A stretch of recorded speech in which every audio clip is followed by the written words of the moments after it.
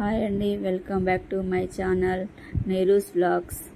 ఈరోజు మనం చాలా టేస్టీగా సింపుల్గా కాకరకాయ వెల్లుల్లి కారం ఎలా చేయాలో చూద్దాం. ఇది వేడివేడి అన్నంలోనికి చాలా అంటే చాలా రుచికరంగా ఉంటుంది.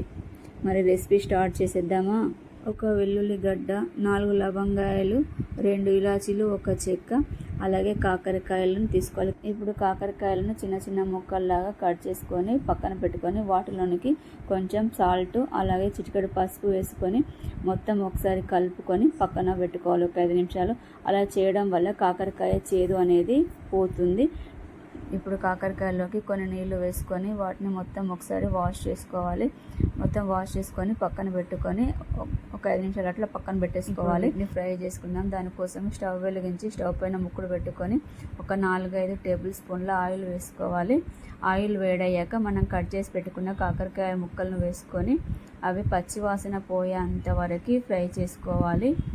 ఇలా కాకరకాయ తినడం వల్ల హెల్త్కి చాలా మంచిది. షుగర్ ఉన్న వాళ్ళు వీక్లీ 2 టైమ్స్ తిన్నా కూడా చాలా మంచిది వాళ్ళకి. కాకరకాయలు మొత్తం ఇలా ఫ్రై చేసుకోవాలి.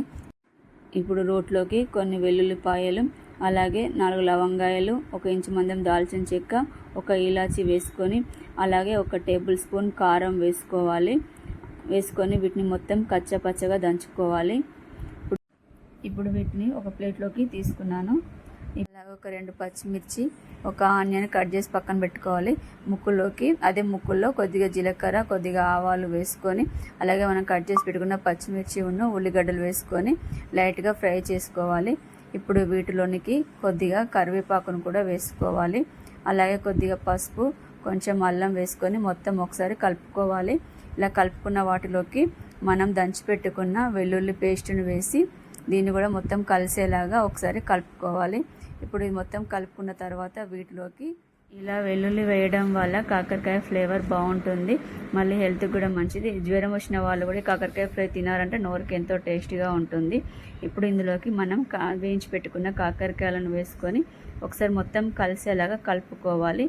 ఇప్పుడు వీటిలోనికి కొద్దిగా ధనియాల పౌడర్ను అలాగే కొద్దిగా కొత్తిమీర ఆకును వేసుకొని రుచికి తగినంత ఉప్పును కూడా వేసుకోవాలి. కాకరకాయ ఫ్రైని ఇలా చేశారంటే పిల్లలతో సహా చాలా ఇష్టంగా తింటారు.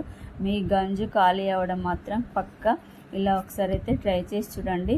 ఫస్ట్ టైం చూస్తున్న వాళ్ళు ఎవరైనా ఉంటే నా ఛానల్ సబ్స్క్రైబ్ చేసుకోండి. Please like and share and subscribe my channel.